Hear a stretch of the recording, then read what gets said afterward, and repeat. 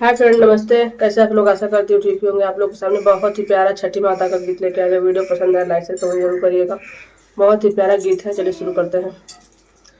केरावा जे धरे लागवद से बालक दिहले जूठा। केरावा जे धरे लागवद से बालक दिहले जूठा। बालक दिहले जूठा।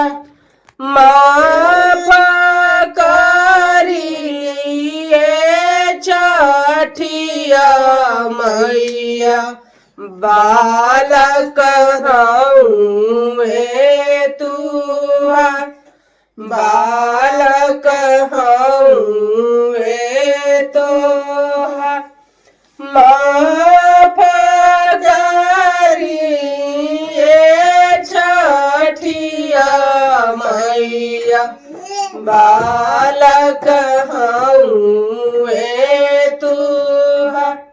बालक हऊँ तुहा।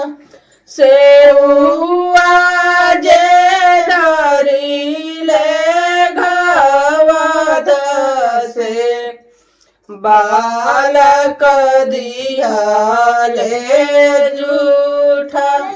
बालक दिहले जूठा।